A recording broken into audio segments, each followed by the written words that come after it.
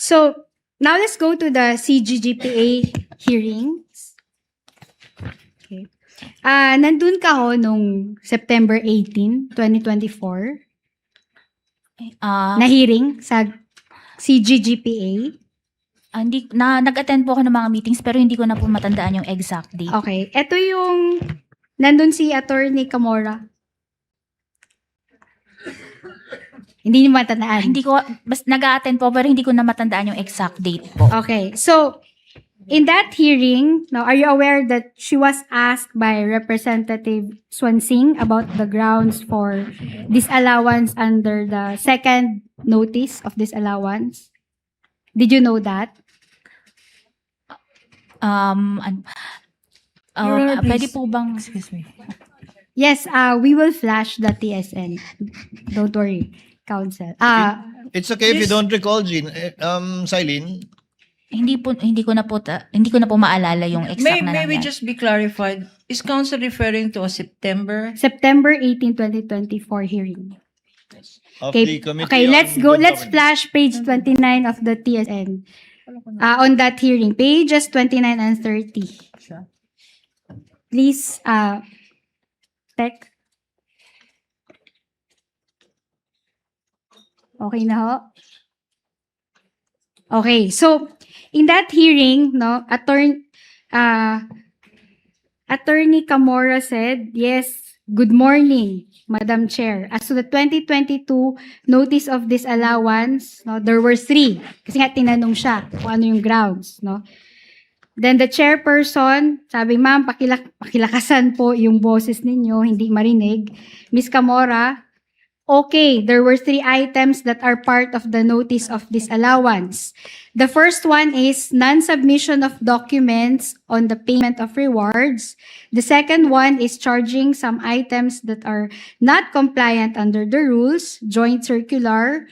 And the third one is non-submission of the revised accomplishment report on the OVP to the 3 regulatory offices, which are the office of the President, the Senate President, and the Speaker of the House of Representatives, because they submitted the original one and they made an amendment. And then Representative Swansing said, Mr. Chair, if COA, and then the chairperson said, please proceed, Congresswoman Swansing. Representative Swansing, May I please be enlightened to explain to us, because it seems a little bit technical as to how it was explained by COA, kung pwede hong maipaliwanag sa atin in non-technical terms as to the grounds for disallowance. Okay. Chairperson, COA, pakisimplify, please explain it in layman's term. Ms. Camora, yes, basically, the disallowance are because hindi po nag-submit ng required documents under the joint circular. Do you confirm that? Yes po, based po sa Okay, document. na sinabi niya yan. Opo. Okay. So, okay.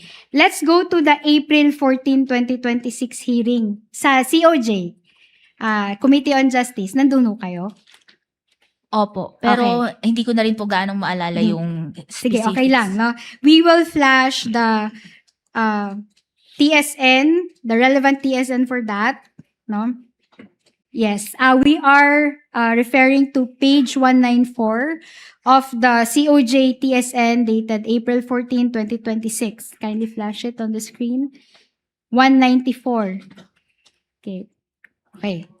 So, in that hearing, Representative De Lima asked Attorney Camora, no, if there's anything in the COA decision dated April 10, 2026, stating that the alleged misuse of funds, stating the alleged misuse of funds. Okay, just to lay the basis, no?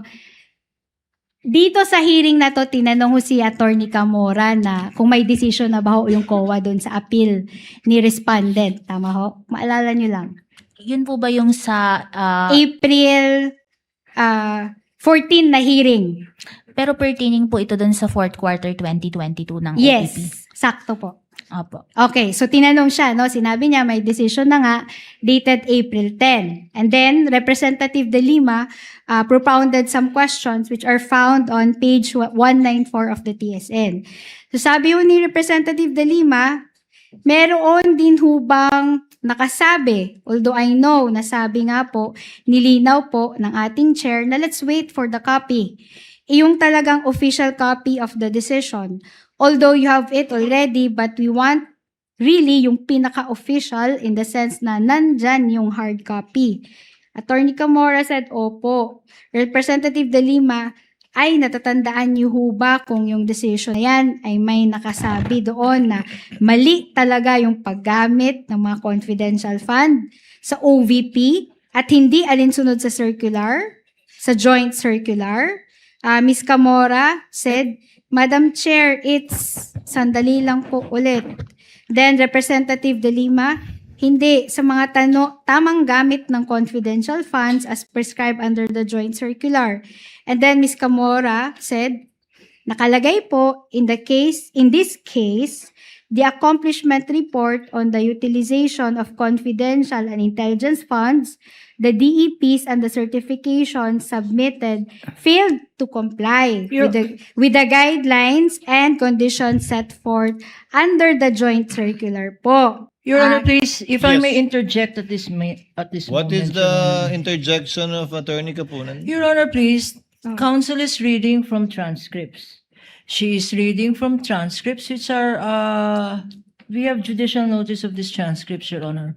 But she is reading statements of other people and asking this witness about statements of Hamora, about statements of other people, Your Honor, just by her being present there, Your Honor. Now, if that is their intention, then they should present that witness here. Because that witness can testify on her personal knowledge. You are asking this witness who was just there, she can state that a meeting actually occurred, that she was there. But if you are going to ask her to confirm, for what purpose, Your Honor? The, These transcripts will show the presence of Hamora. It will show her presence. I'd like to thank Attorney Kapunan. You did not make an objection, but I would have sustained it. Attorney Christine, counsel for respondent, this was one of the warnings of the presiding officer at that time directed at the prosecution, actually, when they asked for the court to take judicial notice of it, not to use the transcripts to read into the record certain things that is not being testified to by a witness that has personal knowledge over it. If you recall our interjections in relation to the Las Cañas affidavit, this is similar to that. So unless you are referring to the witness herself who testified there, kindly present the witness that you are reading the statements of, because this is only as to tenor, as to the fact that Camora said this. You can confront the witness through another way without reading certain statements made, because the opposing counsel might just do this to you at some point, which I will also not allow. To be fair. Yes, I understand, Your Honor, but Thank The you, wit- Your Honor. the witness already confirmed that she was at the hearing. I'm just asking if she remembers that these statements It's a being made. It's a way and technique, counsel. But anyway, Your Honor, we will Attorney just- Kapunan might just do that Yes, we will with the just transcripts ask. at some No, Your point, which I Honor, also will not allow. So we will just ask the question at the right time, Your Honor. kindly do so at the right At the time and with the time, right witness, Your counsel. Honor, please, at the right time and to the right witness. Yes, This is not the right witness, Your Just Honor. just as the presiding officer stated. Move on, Attorney Christine. Okay. Okay, punta ho tayo sa time frame ng expenditures. Okay. Nakalagay ho ba sa JC na may minimum number of days na dapat i-utilize po yung confidential funds? Meron pong nakalagay sa joint circular. Hanapin ko lang po dito.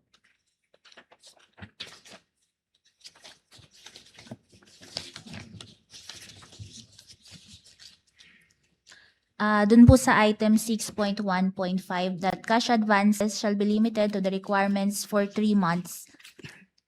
Tapos, yun po, the disbursement voucher. Dun po nasa Okay. 6.1.5. Sige, salamat po. No, you're referring to the cash that is being provided by the agency which should be limited only for 3 months, tama? Opo, tama.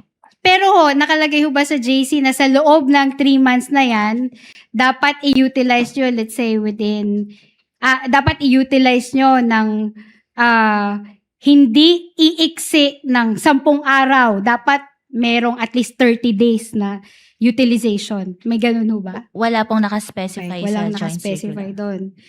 Now, in fact, the determination of time and speed of utilization is outside the scope of the COA-ICFAO audit, correct? Pwede pong paulit? Okay. Kung gaano kabilis ginastos yung pera, hindi na usakop yun ng audit ng ICFAO. Your Honor, please, what does counsel mean by gaano kabilis? Let me do it. Let me do it, Counsel. Is the fact that the respondent spent the last quarter confidential funds in 11 days found in any of your AOMs or notices of disallowance? Nabanggit lang po siya doon sa AOM na binanggit po doon na it was spent in 11 days. Pero walang finding in relation to it violating the memorandum circular Wala po, nakalagay lang po na statement na it was used for 11 days. as a statement of fact. Opo. Okay. Move on, Counsel. Okay. Thank you. Napunta naman tayo dun sa DepEd. Okay, for the first to third quarters of 2023. Opo. Okay.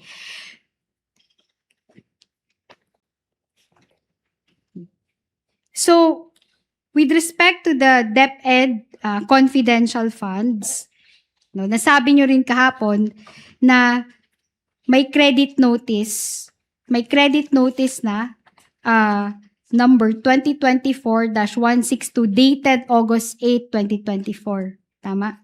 Opo. Okay, yung amount nun ay 75 million pesos. Opo, for the 2 quarters. Okay. And and the credit notice was signed by the chairperson Gamaliel Cordoba.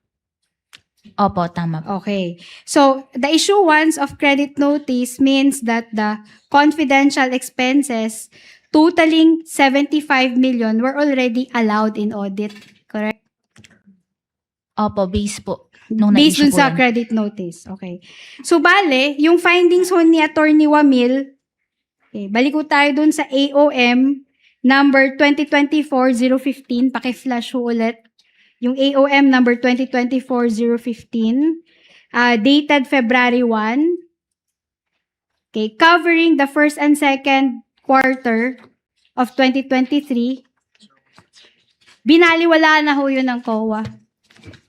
Hindi po sa binaliwala, pero nung in-evaluate po namin yung kanilang response, na-comply po yung requirements ng joint Yun nga. circular. Kinancel na yon. Kumbaga, hindi na inadapt ni COA yon, yung findings na yon. Opo, kasi nga during the evaluation, na-comply na yung mga issues raised sa AOM. Okay. So, ibig sabihin, can we go to page 3 of the AOM? No, yung page 3 kasi nakalagay doon yung mga accomplishment reports. No, we have observed that there was a lengthy direct examination here on the part of Attorney Wamil, no? So ito lahat ng nakalagay sa accomplishment reports, no? Etong counterinsurgency program, abuse prevention and control within the schools, anti-illegal activities operations, anti-extremism terrorist programs, all of the amounts spent here were already allowed in audit.